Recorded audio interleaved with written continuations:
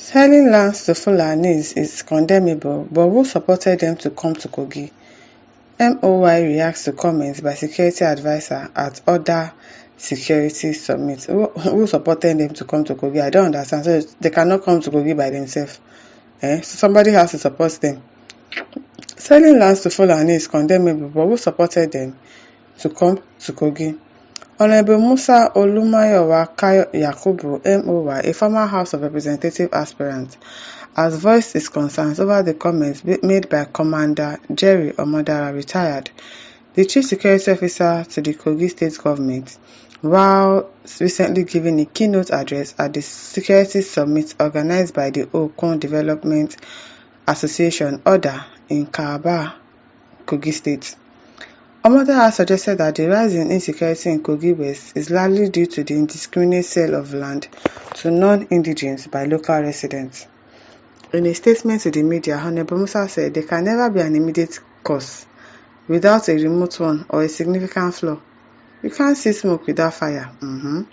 While we can't deny that selling land to strangers from the north might be seen as a major factor in the insecurity in Kogi West, they are selling their lands to Fulani people. Okay now. We need to ask ourselves how these outsiders ended up in Kogi West in the first place. I don't understand. Are they children?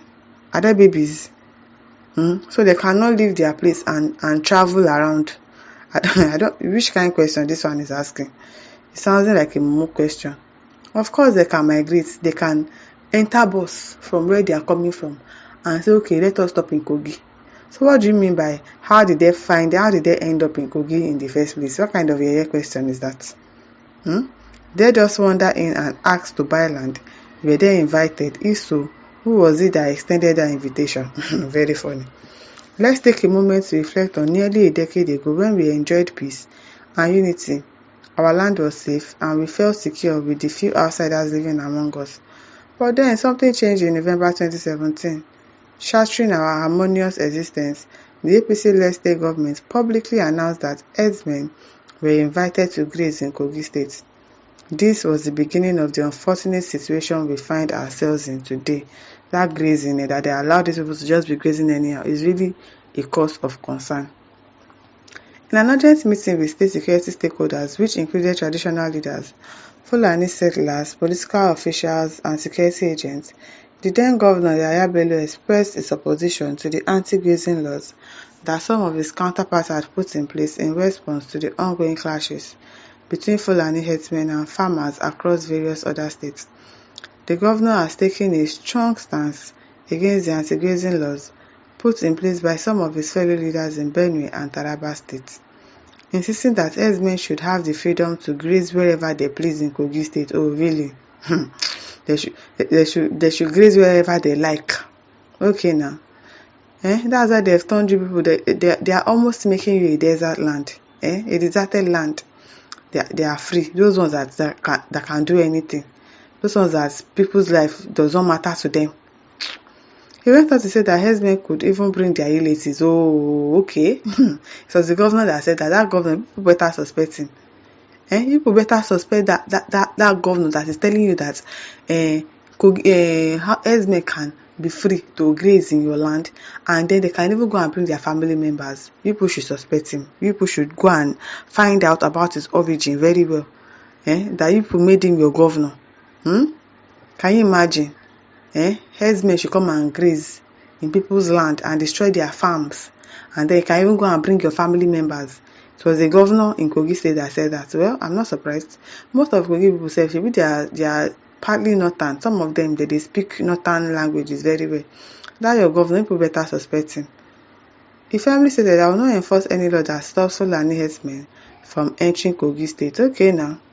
I will not back any legislation that restricts them from carrying out their usual activities here. Their usual activities like going to people's farm and shooting them down to make sure that their own cows eat. While people's farm are being destroyed, that's what you want. You will not restrict them from carrying out their usual activities. I beg, it won't concern me. Evil threatened will remove any traditional leader in locality where such restrictions are imposed. Oh, really? Including dismissing any local government administrator, whether they were appointed or elected. This has led to a significant increase in the number of herdsmen coming into our Kogi West region. Abi na, as they don't give them freedom, say you can come and graze anyhow that you like. You can even bring your family members along. Of course they are going to come.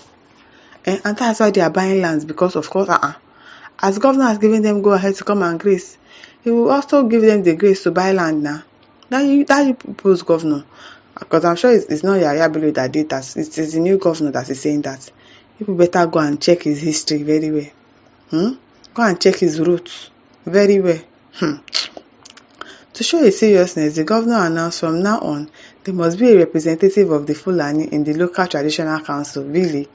This should also be reflected at the area traditional council, and the secretary to the state government must ensure that the Fulani representative is included in the state council. This will ensure that the Fulanis are kept informed and involved in the state decision-making process. Oh, really? Your governor is a Fulani man now. He's a Fulani man with all of this, including them in decision-making in the state. People are partly house are being Fulanis now. This one decision has allowed herdsmen to encroach upon many of our lands. After all, the highest authority in the state has issued an executive order giving the Fulani the power to influence decisions about our territory. Abi now, and they are going to take over. Those ones, they would usually take over. They will make sure that they turn that place into a desert. They pursue all the people that owns the state and take over.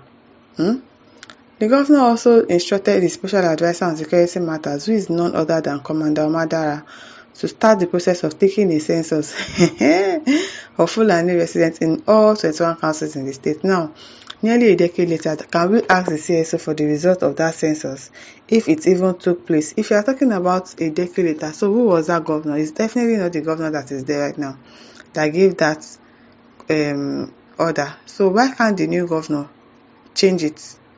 Why can't he change that decision? Now, wow, it's not painfully obvious how we ended up in this situation. We'll always speak the truth, and the truth will set us free, Honorable Musa concluded. Now, wow, no be smart. This country, a lot is really going on. A lot is going on in this country that you'll be surprised when you hear it. Pamdele Ologunleko says, the love of Fulani in Kogi State is about personal selfish interest of a leader who feels inadequate without a Fulani support, whether the idea is a balanced one or not. This is the first constituent of support of power, even before his own people. Like, it is really appalling that you would allow the Fulanis to encroach on your land. You give them the opportunity to graze, and even tell them to bring their family members in. Wow. It is well. My listeners, over to leave your thoughts in the comment section. Don't forget to like, to share, and subscribe. Thank you for listening. See you some other time. Bye.